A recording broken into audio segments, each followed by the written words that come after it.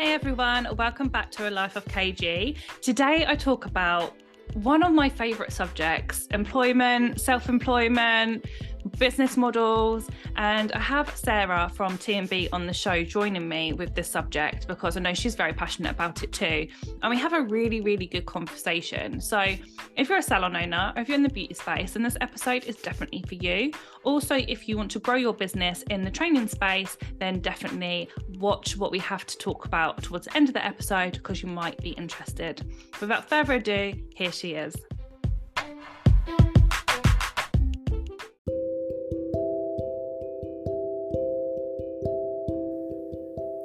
Are you a trainer with a salon or an academy and would love to grow with government funding, but just need some help and support? Or maybe you're somebody that would like to start your own academy or even just train. Get in touch today with T&B to help you on this journey. See our link in the show notes.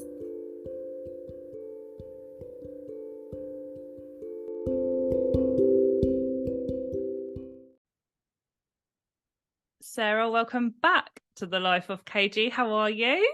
I'm really well, thank you, Katie. Really excited to be chatting to you. We've both been on such a journey the last two years, so Oh it's really God. great to be around people like you that have shared that journey with me. Definitely, because when you've been on the podcast before, so those that are maybe new listeners to us or haven't gone like all that way back, I think it's like 2, 3, it was definitely longer than 2 years ago that you I was, know. because Well, I've I had think, my apprentices from you 2 years in April. yeah, So it's probably more like 2.5. I think we were talking sort of like more or less at the beginning of COVID, and then yeah, it just grew, didn't it? And then obviously then we went back, and then it was like things have changed massively for salon owners compared even from when I had my salon, which I will tell you now that I only rent space in my salon now. I decided after COVID that I had to make a decision on focus on one thing, and I decided to focus on my training academy. really. Yeah, only because when I think I experienced exactly the same things a lot of salon owners experienced. People came back. A lot of people that worked for me at that time in my salon had probably built their own businesses Mm-hmm. over COVID, which they were being paid, weren't they? And then they were also able to do stuff. I'm not saying that all of them did, but I think there was definitely an element of that. Do you know what I mean? So, like, Mm. I think we had out of the five I had when they came back, I lost three more or less straight away and two within probably about 3 months. So it was a big wake up call for me. Do you know what I mean? And I had to make a decision. Do I build a salon back up again? Because I think whenever you're building a business, you have to put that initial effort into it. Yeah. Or do I focus on my training centre, which is what I've as is there's a much more scalability in my training business than there was in my salons. Mm-hmm. So for me, it was just and because of my age, because I am 58. I wasn't then, by the way. 56, but I'm 58 now, and I think like the way that I look at my businesses is very different to what I maybe was looking when in my 30s. Mm-hmm. Like when I very first got into business in my 30s, it was more about um having my own business and maybe a bit of status with that. Do you know what I mean? As in more flexibility for me and my life and all of that stuff. Whereas now it's more about what happens to me when I get to a point where I can't work because I'm too old as such. Do you know what I mean? Or and when I say work, I mean working on your business, right? Not Yeah. in business. And also um, like I never saw myself as being somebody to completely retire. I think I would have been bored, and I know I would be bored because I love business. That's my thing. It's the business side of it I really enjoy, rather than the treatments and doing. It's building that, seeing Yeah. that, and getting that self satisfaction out of doing that, and then going on to the next thing and creating that, and then going on to the next thing. That's what lights me up inside. So I think not having that forthright in my mind that at the end of this, what does that look like? Do you know what I mean? What Mm-hmm. what do I want out of this for myself? And I think COVID was a time for me where I had to reflect on that. And like I said before, we just started this. I think the hardest I've ever worked was through COVID, because I had to step back into my business where all my staff were furloughed. And there was only four of us left out of 15 at that point. Mm. And then, and so that salon owners know, it wasn't just my salon I lost loads of people. I lost a load of people from my training academy as well, because their lifestyle had changed. Do you know what I mean? I think they made lots of decisions that they wanted a different type of life. Some of them went off and started their own businesses in the industry.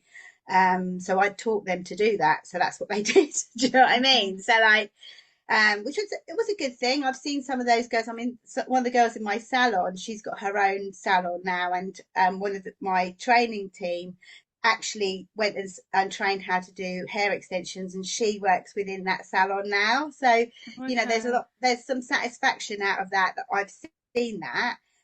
Some people, I think that might scare, because I think we always worry about losing people, but I think I sort of get in my head that I just teach people to become business owners. Do you know Hmm. what I mean? I think Not that's every, definitely it, isn't it? You got to get in your mind, regardless of where you're at in the salon business and when you're employing, one day these people might go off, and that's hurtful at first in like that type of frame of mind that you're in as a salon owner. But actually, when it happens time and time again, and as you get more mature in business, I'd say, when you've been yeah, in business for a longer time, it's like, actually, I've given these girls the opportunity to be able to do that. Without my help, they maybe have not have done that, and then that gives you more peace when people go off and do their own thing. yeah, totally, totally. And so for me, it was more about, so I sort of looked at, when I started my training academy, it was, I knew that from my salons. So how do I make money out of this? That's how I thought, was, so how, if I'm going to give them all these skills, I need to be compensated somewhere for this. Does that make sense? So like, my expertise now, I believe, is teaching other salon owners to open their own training arms with our, and at the end of it, I'm looking at, they're going to go off and have their own training centres. Do you know what I mean? But Mm. with our support, if you get what I mean. So like, for me, that's been the end journey, if you get what I mean. And because I know that's going to happen, because Yeah. you know as well as you do, when you teach somebody lashes, that you're teaching them a skill which can make them a lot of money, okay, long term wise, and there's nothing wrong with that. But you've been able to, open little franchises, so that, because initially when you start up, there's so many costs and so many risks with doing anything like that, and it's so time consuming.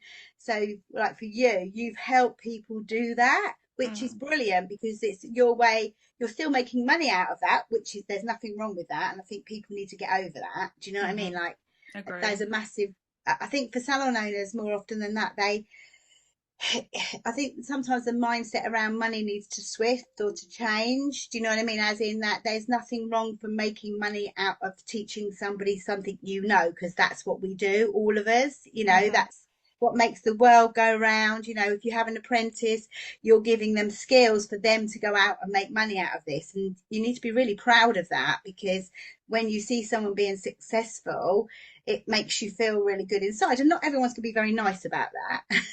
Yeah. Do you know what I mean? But that's more their problem, not yours. And I think that's one of the things with salons, especially salon owners. And I mean, I'm probably more engaging with older salon owners now, because they're coming to that end of that journey. Do you know what I mean? I mean, I didn't Yeah, get makes into sense. my business at 38, so I was an old salon owner when I started.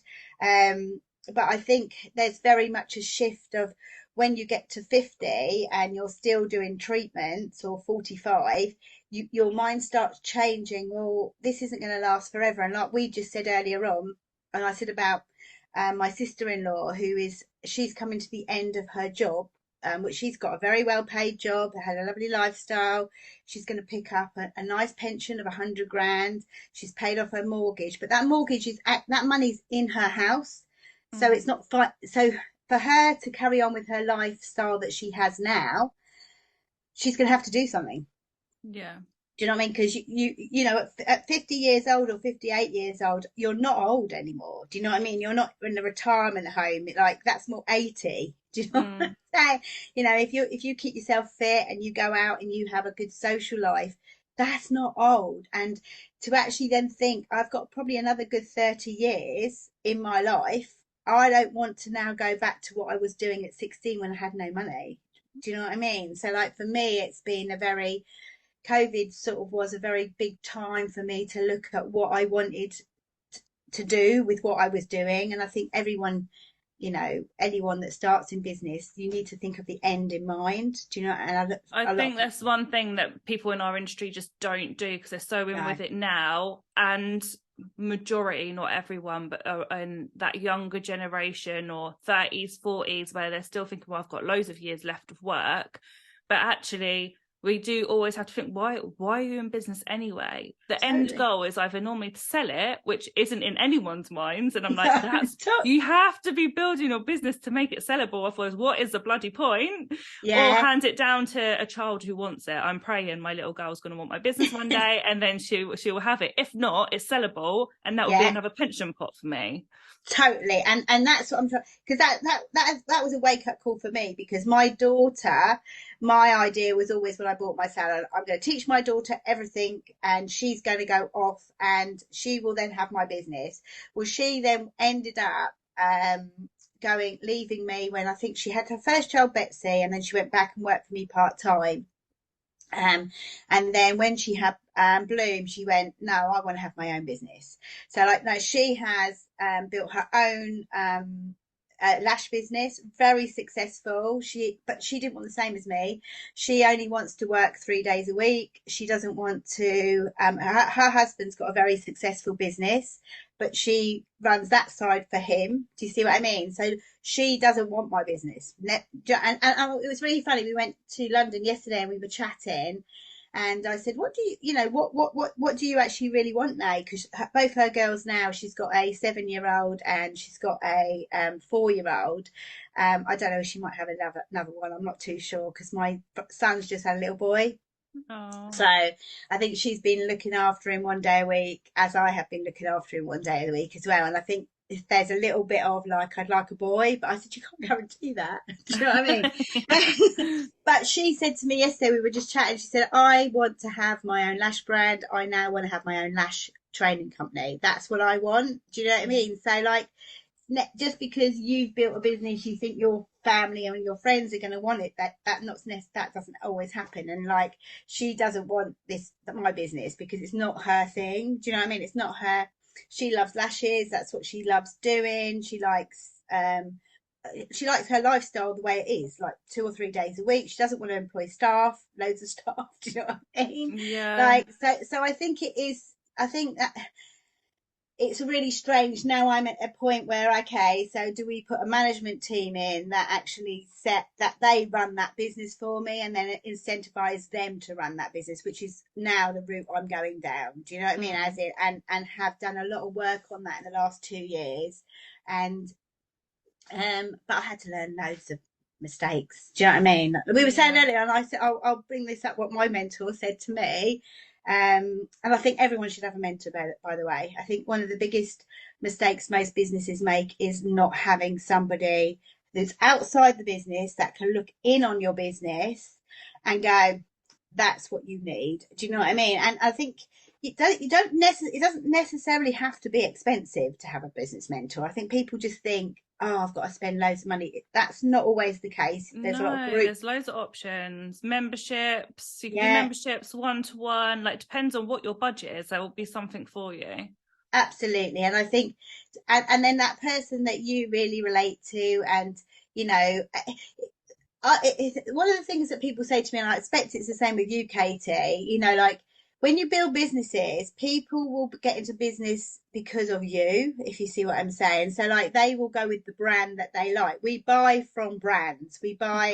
That is the brand I want to be associated with, or that person is who I want to be associated with. And I think a lot of salon owners get scared, okay, of training people within their own businesses because they think that they're going to go and take all their staff. Do you know what I mean? As in all their people. Well, there is an element of that. There will be some that will go, but because your brand is out there, as long as you've branded it properly, which I do believe that just a self-employed salon if you're going to do that, do rented. That's I just look at my salon as being rentals, that they pay me a monthly rent that covers the bills that when I'm not using those rooms. That's how the way I look at it. It's just an extra for me. Do you know what I mean? It's not Mm. really like, but I have no.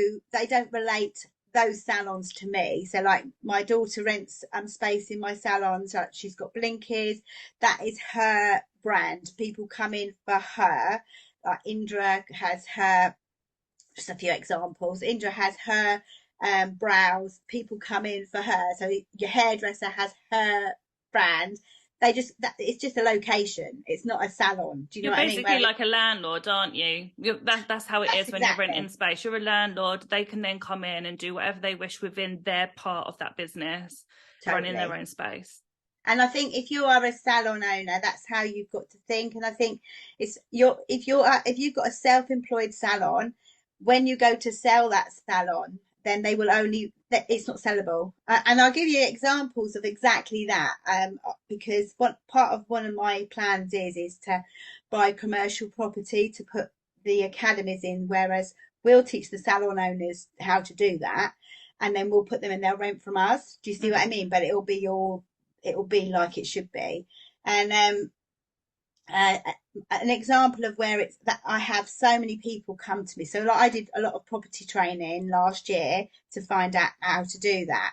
And I've had because people know that I'm in the salon business, I've had a lot of people come to me and say to me, Sarah, I want to sell my salon. Do you know anybody that wants to buy my salon? And the first thing I ask them for is their accounts. And then I want to see their CRM system. I also want to see who their staff is, who their organised staff are. And the amount of times when I have had salons come to me and they've said stupid figures like, 100 grand for my salon. And I go, okay, so what are you actually selling? And what they're selling is there's no CRM system. So there's no data. There's no customer list. There's no nothing. Oh, well, they all come in for me. Well, you're leaving. Do you know? Yeah.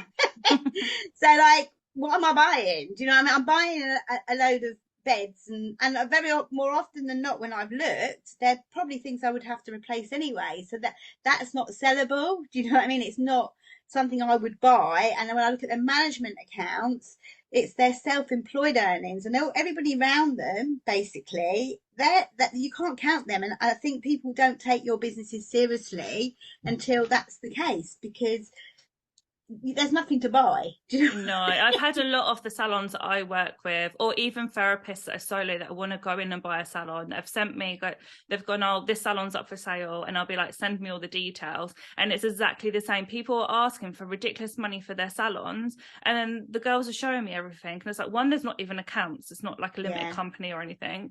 And then everyone within them is self-employed. And I'm like, but they could all go tomorrow. Then where's the business gone? So you can only make a business sellable if you have an employed team. If you want to be a self-employed team, then it's not a sellable business. And as long as you're okay with that, then great. That's fine. Yeah. And I think there are some people, like there are some salon owners that get in because they just want to have a salon where they can do their treatments or their services. Does that make sense? But they want to share the rent basically. So I think that's perfectly fine to do that.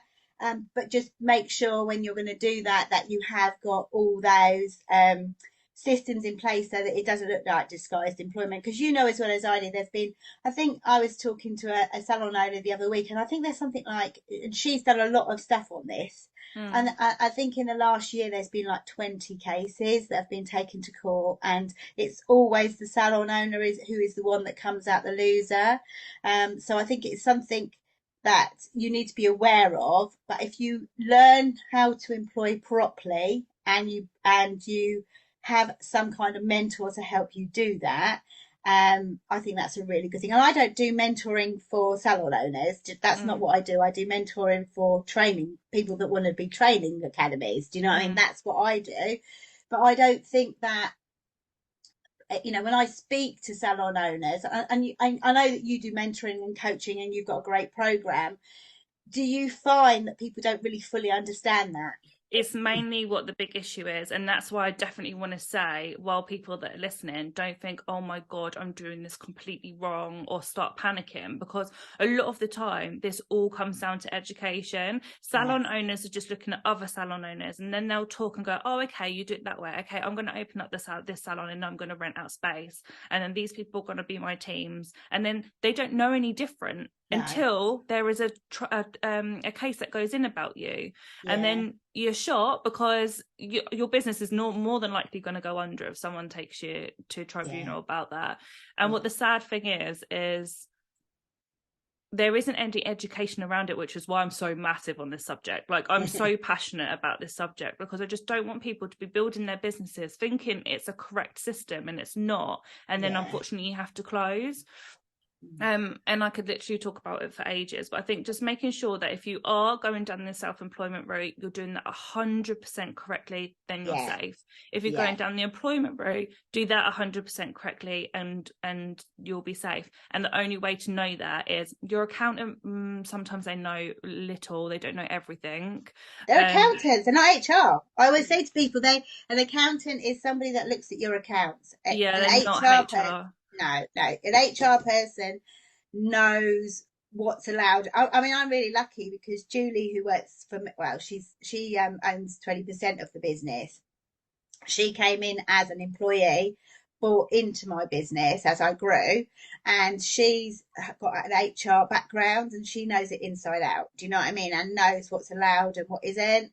And it's really good for me because those sort of situations, and don't get me wrong, I don't criticize. I've had self-employed people. I had self-employed people in my very first salon, so I know exactly how that can you can cross over and not do it on purpose. You do it because you don't know, like you said, you don't know what you don't know. That's the Yeah. thing, isn't it? But I think through learning having lots of mistakes made and having those problems, do you know what I mean, I've had to overcome them. So like I'm sure you're a little bit like me now. You know those things, you want to be able to pass them on to other salon owners so that they don't have to go through that uncomfortableness that you had to go through when you had to experience of that. Do you know what I mean? And Yeah.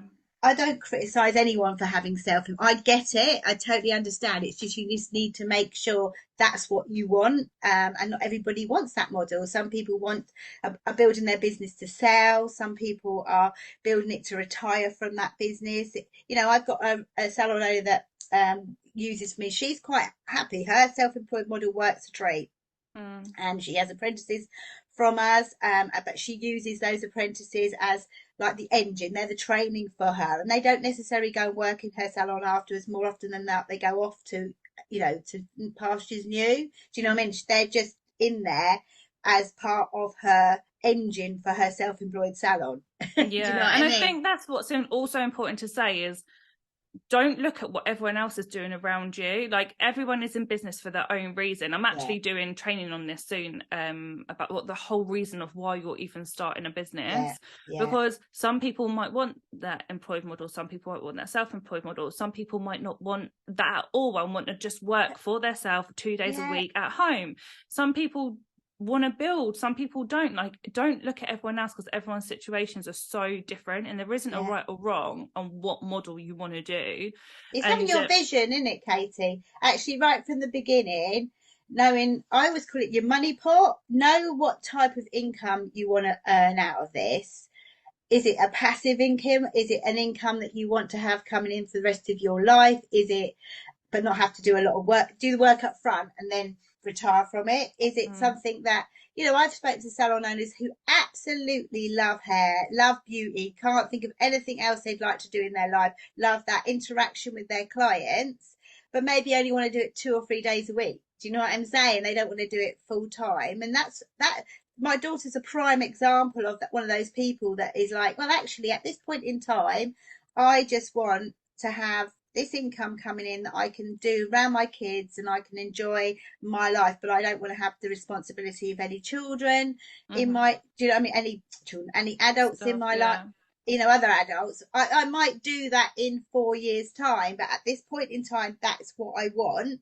So that's where I'm at. And I think that's what your vision changes all the time. Do you know what I mean? I mean, and I can say this from a 58 year old woman's point of view, you know, what I wanted in my 20s, what I wanted in my 30s, what I wanted in my 40s, and what I want in my 50s are completely different. And that's why you need to revisit that on a regular basis. But like you said, if you build your business with the end in mind, as in I'm building this to sell it, Mm-hmm. okay, then you can put them systems and processes in so it doesn't come as a big hit. And to give you an example of where that went wrong for me, with the training academy, I never had that vision. I never really had that clear vision of what I mean, it all came as an accident. Do you know what I mean? I got into business in my salon to retire from my salon, which is what I did. Mm. But then when I got into my training academy, it was like, okay, oh, I'm just going to earn loads of money out of this. And then it got to a point where we went into lockdown and that income was more or less changed overnight. Do you know what I mean? And then I built up this digital following of people that were following me, where I was sharing my thoughts and how I felt about stuff. And then all of a sudden we reopened, and I had all these new apprentices that from all over the country, which actually initially was my thing. I used to think if I can do this, I can show other people to do it, but I didn't know how to do it. Do you know what I mean? But now, Mm. so I had to do it backwards. Do you know what I mean? So it's like, okay, now I've got to write my business plan. What am I trying to achieve out of this? And it's probably taken me a good 18 months to actually know what that looks like. Do you know what I mean? As in what it properly looks like. But I had to go through those 2 years of lessons to what it didn't want it to look like, if you get what I mean. And I think for us going online, I found that very difficult. And online is great, don't get me wrong, and I think there needs to be an element of online, but I also think there needs to be face to face as well. Do you know what I mean? There needs to be a Mm. combination, especially in our industry, because we are very, very, what's the word? Communicative people, aren't we? We love to be around other people, and you need that support of other salon owners and other people within those groups to be able to move you to the next level. And I think everyone's so very different, and I think if you've got a vision of what you want to achieve, so like for me, like I've got my vision board in my office, which is right in front of me, and I know my financial goals, what they are, and that doesn't mean money brings you happiness. What I mean is that you can be earning 100 grand a year and be really unhappy. Do you know what I Yeah. mean? Because you're working all the time and you never see your kids and you never see your family. You can be earning 60 grand a year and have a really balanced life. So it just depends what those goals are. Some people, I mean, I went somewhere, nothing to do with salons. It was to do with property, and there was a guy sitting next to us, and my mentor said to him, what income do you want to have? And he said, I want to be earning 100 grand a month. And they said, okay, so what does that look like for you? As in, why? Do you know what I mean? Well, I Mm. do. But money's not gonna, money won't drive you. It's what the outcome of that. So like, for instance, I've got a picture of a house that I still want to build. That's my dream home. I've got pictures of my kids because I want to, for me, it's holidaying all over the world with them, actually physically taking them with me on holiday. It isn't just me going. I want to be able to let them experience that. So they're the things that drive me when business gets really tough, which my mentor said to me, the bigger the business grows, the bigger the problems grow. Do you know what I mean? And it's true. 100%. Mm-hmm. True. So, do you know what I mean? So I don't think that fear should stop you building a business. I think, if you love creating stuff and and I think from our industry, we are creators. We're very much like visionaries and stuff. And I think this is why we struggle so much with business, because I don't always think an entrepreneur is a manager. I know I'm not. I know Mm-hmm. I'm definitely not a manager. It's not my strength, but I've had to learn things to be able to do it. But now I have a team that are much better managers than me. Do you know what I mean? They're the ones that will put all the systems and processes in. They'll be the ones that run the team. Whereas I just found it very difficult because my vision was so big. Do you know what I mean? It was like, well, why are you not the same as me? Yeah, they do say that. They do say that you can't be a manager and an entrepreneur. Like, it's two completely different roles. Totally. And I think once you realize that, and then all you do is look for the team that can do that for you, and that's learning how to recruit correctly, how to test, have had those systems in place so you know. And that saying was, what is it? Recruit slowly, fire quickly is one of the biggest things. And I often find when I'm teaching salon owners who have apprentices from us, their biggest thing when that they're disappointed on is when their apprentices don't work out. And I go, it's probably because you recruited the wrong person and you didn't really know what their vision was right from the beginning. Do you know what I mean? Because Yeah. unless you know what that is, um, and people have lobotomies, they come and tell you all what you want to. People train to have interviews. Within 4 weeks, the attitudes of, there's red flags coming up, and I think if you can make decisions very quickly. And I think the biggest mistake I have made is not making those decisions quickly enough. Um, and that's always caused more work for my team. And I watched my team do exactly the same mistakes as what I did, if you know what I mean. So like Mine was the same. I used to really struggle with that. I'd be like, oh, just give them more chances, or no, it'll work out, or no, you can't let someone out of a job. And that is definitely one of my biggest mistakes of the year. Now I'm very brutal. I've changed a lot. If someone's not right, they need to go. But in the past, I would keep people for years just out of I'm being loyal, but it's not that. You've got to be in business. Totally. And I think that's one of the things that I found over and over and over again. Where we've had people that have literally like been with us for like 4 or 5 months, and we should have got them rid of them, within a month, because those same red flags are still coming up after 4 months. Do you know what I mean? They're still showing. But I think the hardest thing for me has been being able to let go of my management team for them to find that out. Do you know what I mean? Actually, for them, because an example would be, we had a tutor that we had for a while, and she was horrendous. And I'm not joking. She was one of those people that was, when I say horrendous, she wasn't horrendous. That was our fault. It was nothing to do with her at all. When the person who took her on, which it wasn't me, somebody else took her on, they were looking to replace themselves in that role. Mm-hmm. And basically that when they replaced themselves in that role, okay, it was like, well, now that's done. I don't need to do that anymore. But they didn't actually, because that person didn't do that role as it should have been done, if you know what I mean. So like when they knew that person was wrong for the role, they should have let them go. Do you know what I mean? They should have said, go. But that they had to learn that mistake. And for me to be able to sit back and let them make that mistake, that's what happened. Do you know what I mean? So it's just been, it's one of them. What would you say? Because when we had our last interview 2-3 years ago, COVID went massive for you with the whole when you were starting the business. I mean, even the podcast absolutely blew up. Like you were getting calls left, right, and centre after that podcast. Yeah, it went absolutely mad. And that's what I'm saying about, even when you've been in business for a long time, you still can make the same mistakes. Does that make sense? So like I didn't envisage as many people starting up when we went back, basically. And the systems and processes that we had them, Julie and I, but we don't forget my team had been on furloughed for 4 months. Do you know what I mean? 5 months. So we not taught them any of those schemes at all. They came in, took that over, and we went, there you go. Do you know what I mean? Yeah. And it just didn't work. And we had, I think in that first 12 months, it has been one of the hardest things, even to the degree where we took on what I would say the training side of tutors and assessors.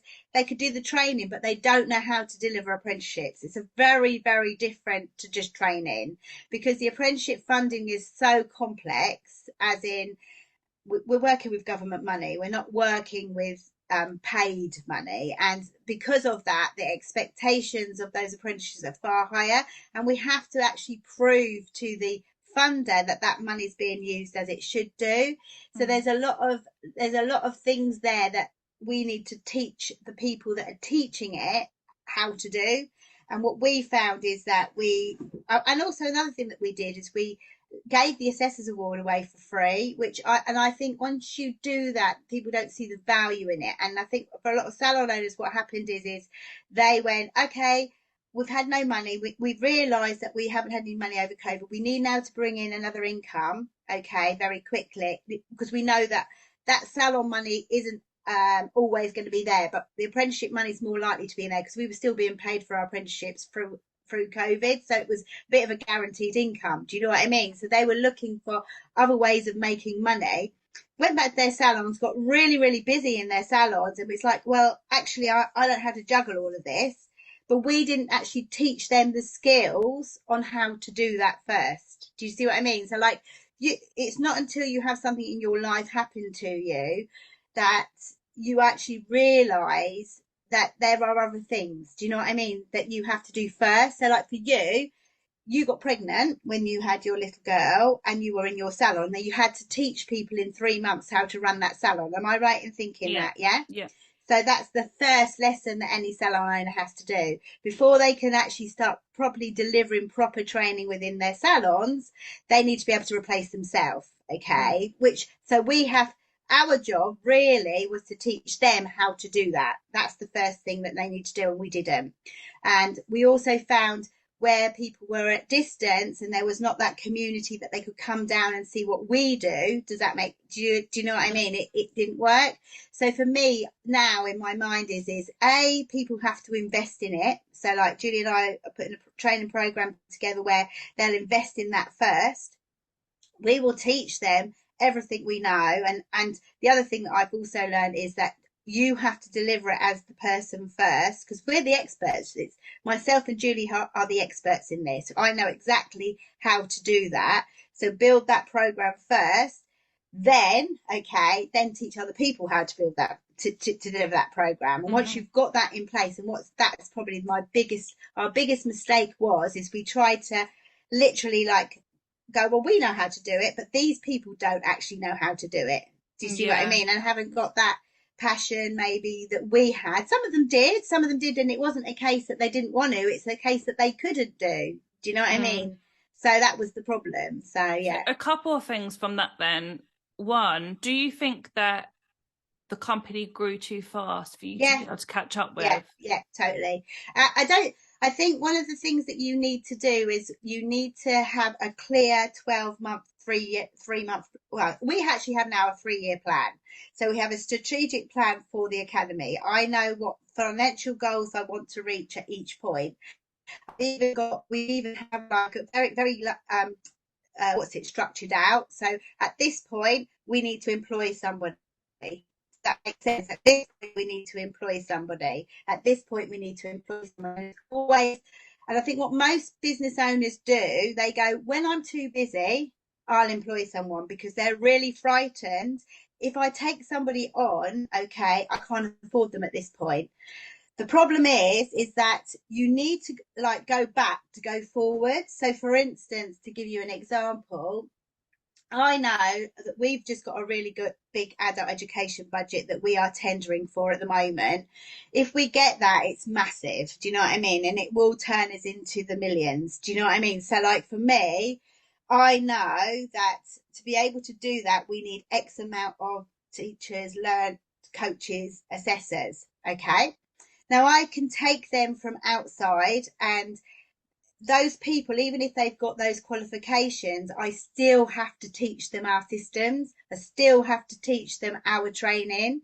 And one of the biggest mistakes I've made in the past is assuming that they've got that qualification, they're going to be any good at what they do. And that's not always the case. It's a little bit like with salons. If you have a nail technician come in and work for you and they're all fully qualified, you might do a tester with them basically, but they might not have the attitudes, they might not have the customer service. There's always going to be elements that you've got to teach them. So for me, I always look at it as a 3-month plan. I know for 3 months I've got to put that time and effort into that person to get them to the standard that I need them. And it's not that difficult. Once you've got the systems in place, you can do that. So we have a very clear 3-month induction program, which is at this point, they need to have reached this point. At this point, they need to reach this point, and this point that they've got to reach that point. And if they don't reach those points, then that's red flags to me. Do you know what I mean? They don't suit that, because people, like I said, at interview tell you everything, and you can spend an awful lot of money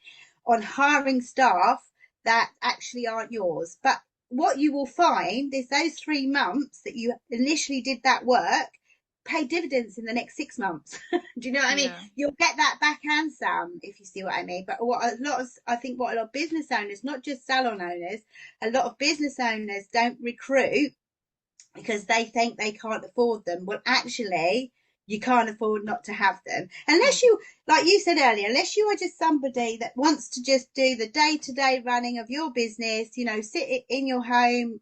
I mean, if that was me, I probably wouldn't even rent a chair. I'd probably do it at home in a Yeah, cabin at the back. definitely. Do you know what I Yeah. mean? I'd have that so I could go in and out and do what I wanted. But if you want to actually be a business owner who can eventually go on holiday and know that that money's going to come in whatever, do you know what I mean, when you're away, you have to grit your teeth and do this.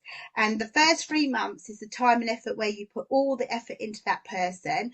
Eventually you will have people that will be able to do that for you. So for example, like my sales team now, he can train people. I don't have to go out and do the training with them. Do you know what I mean? He Mm. goes out, they work alongside him for 3 months, and he gradually then says, right, okay, so at this point I need you to have been doing this, and we measure it very, very quickly, those red flags. The same with tutoring. I mean, we are very strict on that. People say to me all the time, oh well, I've been training for 15 years. You might have been, but not in my business. Do you know what I Mm. mean? You don't, as far as I'm concerned, you're taking a completely clean slate when you come in.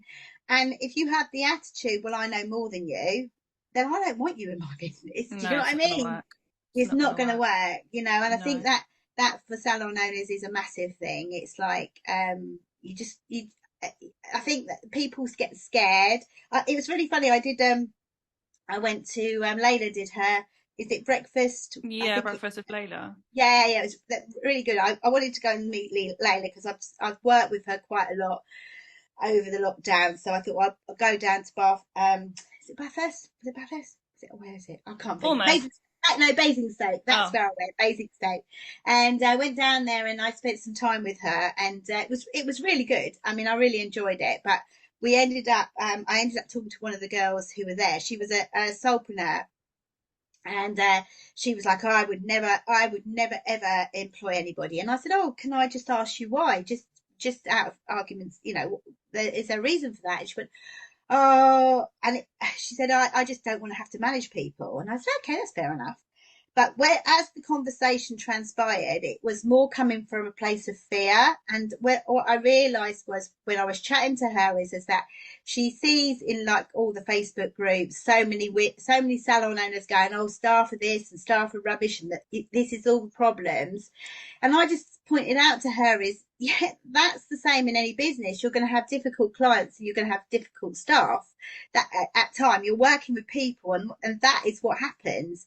However, if you stop that from if that you stop employing people because of that, then that's fear that's stopping you going to that next level. If your Mm. goal is, so you have to then go and find, what you need to do is go and get the knowledge how to do that properly, and then from that you'll be able then to build, you'll be able to build a business. And once you build a business, you can do that once, you then can do it twice, you can do it 3 times, you can do it 4 times. That's fine. Do you know what I mean? But if you're just somebody that wants to work in your business, and let's be honest, Katie, salon owners have to do everything, and they're not trained to do everything. They're trained, more often than not, they're trained as a hairstylist. They don't know how to do social media. They don't know how to do processes and systems. They don't Mm. know how to manage people. There's so many elements. You've got marketing, you've got sales, you've got HR, you've got compliance. Do you know what I mean? Like legal things and stuff like that. Then you've got to be the visionary. You've got to be like the person that's looking. Businesses change all the time, and examples of that is what was COVID before Mm. COVID is completely different. We're different beauty and hair businesses, so you have to be evolving all the time. So you need, in all those roles. Even Julie and I, what we did when we went back is we went and got a business mentor, and we paid a lot of money for that business mentor, but he was one of the best people I've ever worked with. He had built up big banks. I'm not saying to people that they've got to do this, but my vision for my business is that big. So I've got to go to those people that can give me that. So if your vision is that you need to go, people have done it before you that know how to do it, you know? And then Definitely. he just like literally showed us that I think it was in total 8 roles in the business when we broke it down. It's normally about 6 roles in the salon business. Do you know what I mean? And all those roles have got to be filled by somebody. And at that time, it was being filled by Julie and myself, and we were half and half in those roles. Do you know what I mean? Mm. So, like he said, build those roles, know what you want there in those roles. He said, and then from there, you put the processes and systems so that you can then replace yourself in those roles. And if there's a role that you particularly like, so for me, I love marketing and doing things like this. That's what lights me up inside. Do you know what I mean? Helping other people, but I also like training. I really enjoy putting my business training, as in what I've done to build my funded academies. Do you know what I mean? I like teaching people them. But Yeah. the first thing that all salon owners have got to do is learn how they can replace themselves within that business 1 or 2 days a week. It doesn't have to be, 7 days, 5 days a week. It can be just once a week, basically, to get that time back to work on their business. And that's the first step. And I think that's what I found really difficult when I started telling the people about training, because of training, even if you're going to deliver a training academy, you need 1 full day a week that you can deliver that training academy. And the idea is once you've done that, because what we wanted was to be able to, which we've now put a plan in place to be able to do that, is that we could give that funding back to salon owners in some kind of payment. Do you see what I Yeah. mean? For delivering that training.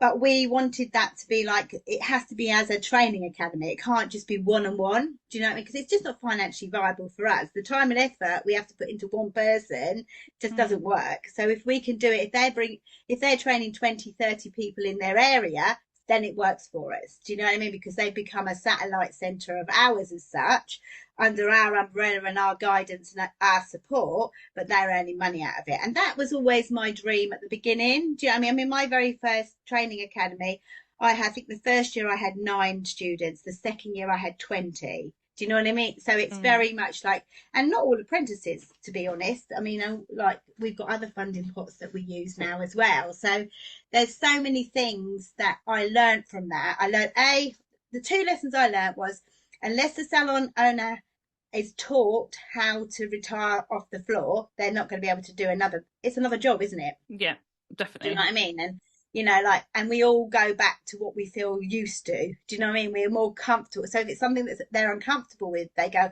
I don't want to do that. Do you know what I mean? So I think the first thing I'm doing with anybody is we're doing it for an application process, and we're also finding out what their vision is right Mm. from the beginning. And if it is just, I just want to build a business, that's absolutely fine. You can do that for using the apprenticeships, but you need to know that you need to spend time training those people, and that time needs to be put aside, and we need to teach you how to teach, because teaching, coaching and assessing are all very different skills. Do you know what I mean? You need to know all three to be successful, but also then you need to also know how to run a business. Do you know what I mean? Yeah. Because if you can't do those 4 things, you'll never be able to build that training team, because you're always going to be pulled back somewhere else. So I suppose it just depends what your vision is as a person.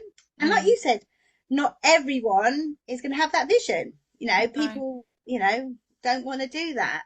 Yeah. And it also, just to go back on what you said, when in the beginning you was giving away the free what course was it that you was It was giving the away? assessor's course. The Yeah. free assess course. And I just wanted to say, because investment, when you're investing in yourself, people get scared, but they don't understand how powerful it is. If you Yeah. get something for free, you think, I'll do that tomorrow Yeah. gets busy, I'll do that the next day, that next day gets busy, you end up not doing it, or you're not invested Totally. in it. But when you're paying for something, hold my hands up, I've just paid multi 6 figures for my coach. I am showing up to every single So, thing she does. I ain't do you know, missing nothing. Katie, that was the biggest lesson for me. I mean, we were like the same as you. A lot of money I've invested in coaching, and for both. Like I've had property coaching where I've spent it. I was talking to Lisa Johnson, you know, Lisa Johnson, who does the one-to-one to many, and we were chatting, and I went to EMC and she was there, and I ended up being on the same table eating with her and stuff. And she's actually one of the masterminds I'm in, so I'm very lucky to be able to get to chat to her. And she's a phenomenal person, by the way. That's a big shout out for her. She's I my think you coach. know she's brilliant. You, Yeah. Lisa, honestly, she is. I yeah, you are. She's brilliant. Okay, and very honest. Do you know what I mean? She says it as it Mm. is, and you know where you are with her. And she was just sort of like, we were just sort of like chatting. And I think I said to her, she said, how much have you spent on yourself, Sarah, in the last 2 years? And I gave her the figure, and she said, we all do that. We all do that. And it made me feel so much better because I thought it was just me. Do you know what I mean? But it made me realize, and exactly what you said, Katie. If you have those people in your life that you spend that money with, you will make every effort to attend everything. Do you know what I mean? And but the results that you will have from that will be far, far quicker. I think part of that mastermind that I'm in, we had Stephen Bartlett's Mhm. content person come and talk, and Phil, I think it's Phil Andrews, and he's built he does gyms, so he teaches gym owners or gym people or single gyms to make so Mhm. much money out of their what they do very, very quickly. And he came and did a whole presentation on it, very similar to what Lisa does, really, but where she like teaches people very, very well at the beginning how to get to where they need to go. Mm. And so like for her and for them, well, from all the content I got from that and just listening to what they were saying, those people, I sat in that room and I looked around, and you know, they're not cheap stuff. We've invested a lot of money in those things. Do you know what I mean? Mm. That's it. There was about 40, 50 people in that mastermind. Do you know what I mean? The year before there had been 15 in that mastermind, but because the results that the 15 got, do you see what I mean? It's like, so like if you can add value, more value into what you do, like over deliver what people need, and then but charge, and then as your prices go up you can charge more. Do you know what I Yeah. mean?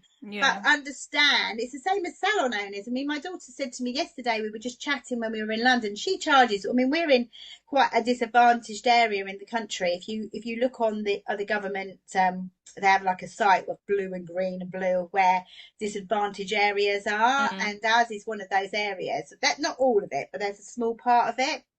And she charges between 60, 70 pounds for a set of eyelashes. That's what her going rate. And she had somebody phone up and say, "You're very expensive." And she said, "Yeah, I know I am, but I am fully booked.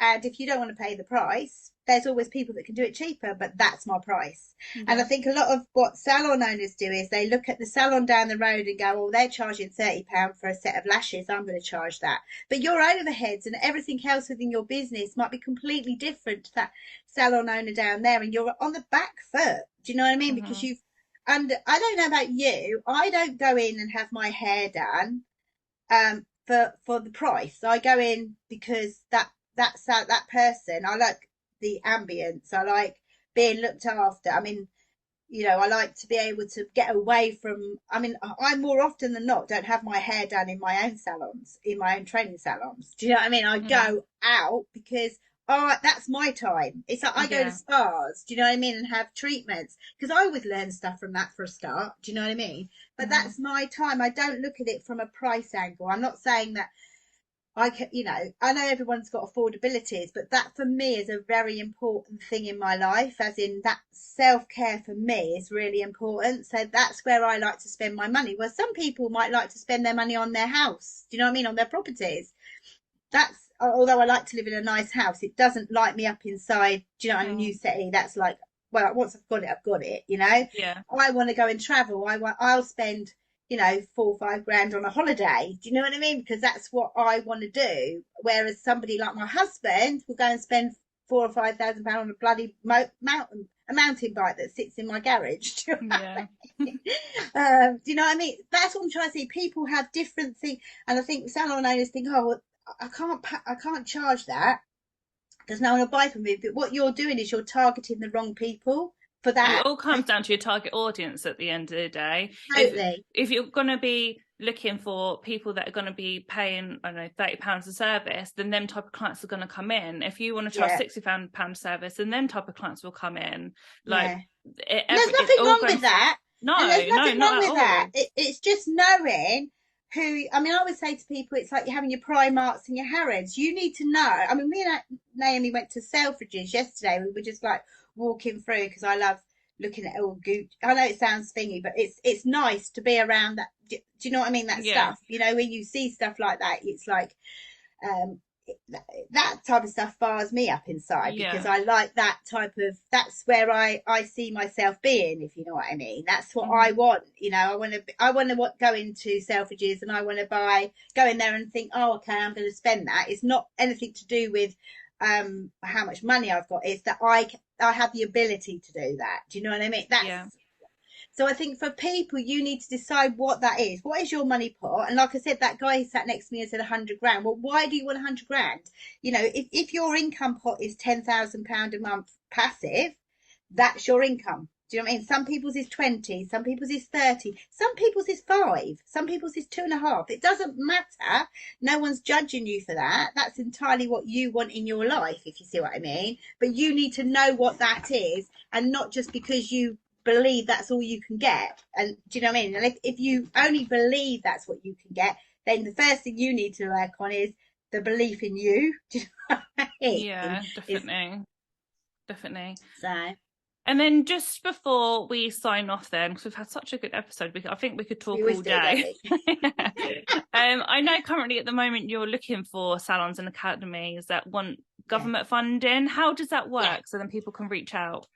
Okay, so this year we're going to have a small select few, so it's from application only. Okay, we're going to do quite a before they can actually. So it's going to be basically six.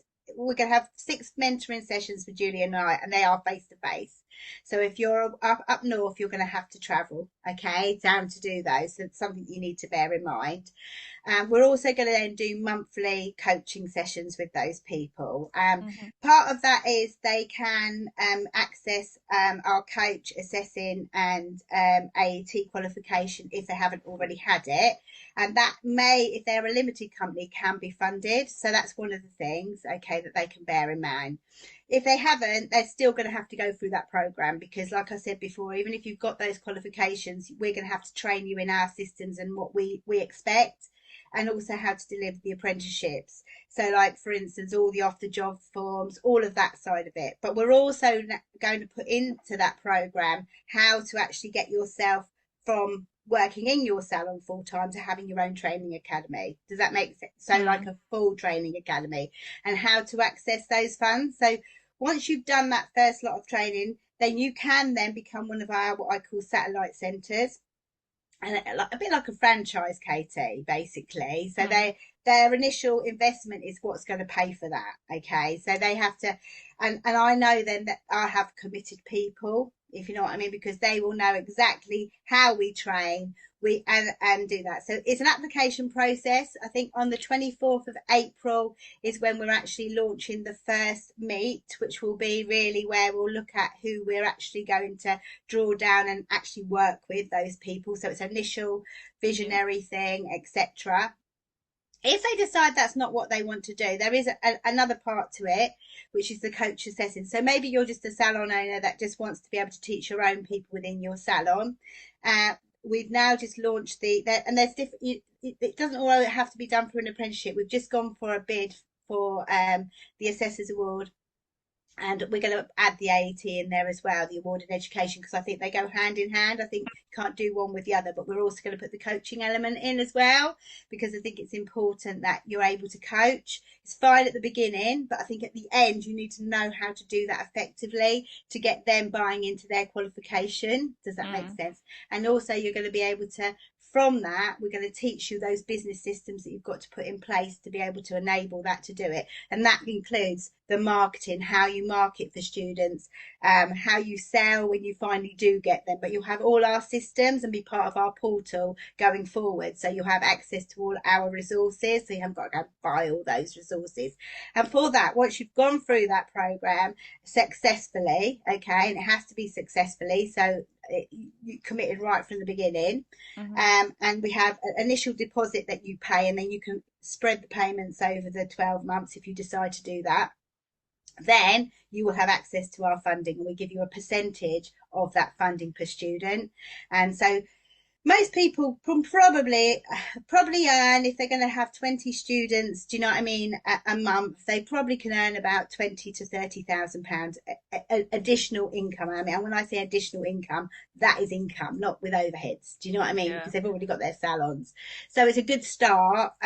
If they then want to go further, we may look at some point putting in how we tender for big government contracts, which is what a lot of people want to do. It's very difficult to get tenders, and you need to know how to write them. So like Julie and we write our tenders ourselves. So like at the moment we've got I think it takes us 2 weeks from start to finish. That's both of us working on it. So like when I finish this call, I'll be going on there and how you do that, because it is an art in itself, and you can outsource those things, but you never get people that understand your business. Do you see what I mean? So you need to be able to do those things.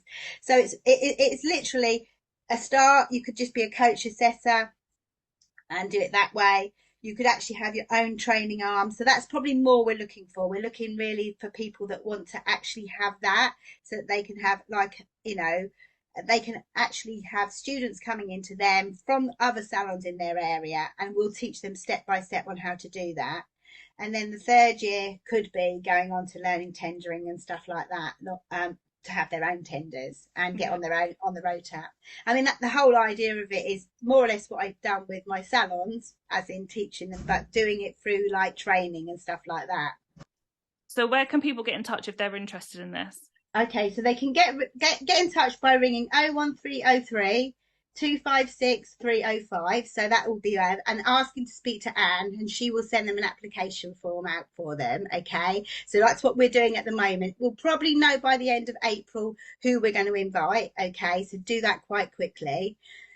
Or they can go onto our website, okay, www.tmbskillstraining.co.uk, and then click on the contact. And once you click on the contact sheet on there, okay, then from there, okay, there's like a little like an information thing that comes up, and they can put all their details in there and just put that they listen to the podcast with yourself and they'd be interested in knowing more.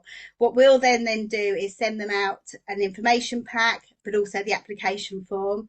They'll then have like a coaching call with us, just to find out. It'll be with one of the team to find out what their goals are and whether they fit into what we're looking for, if you see what I mean, because we are going to be quite, especially in the first year, we're only going to have so many people, because we want to roll it out slowly and make sure those people are as successful as they can be very quickly. Do you know what I mean? So go from there. Is that okay? Yeah. Absolutely amazing. I'll put that in the show notes as well. But it's been an absolute pleasure having you on. We always have such a good conversation. Yeah, so thank you very much. Always. And I'm watching your journey all the time. I'm loving it. And we need to catch up more, because it's interesting to talk to people. Definitely. Thanks, care. Katie. Bye-bye. You might have already seen that there has been a price drop and a name change to my membership. It was originally called Coffee, Cake and Chat, also known as CCC, because we opened over COVID and we all needed a strong coffee, lots of cake and lots of chatting to get through that time. But we're out the other side of the pandemic now and we needed to rebrand. So I have called it Clients, Cash and Community, because we all need clients, and to hold on to them clients, we all need the cash, and community is key in business. This membership is for anyone within the beauty industry. And when I mean beauty, I mean aesthetics, makeup artists, lash techs, salon owners, anyone whatsoever, hairdressers, you are all welcome. So see the show notes below and you can join now at only £39 a month. That's less than one treatment a month, and that's covered. You'll be able to build your business within this membership. You're going to get mentoring from me. You're going to have expert guest speakers. You're going to have a community of people that you can go to whenever you wish. It is a must-have as a business owner. I look forward to seeing you there.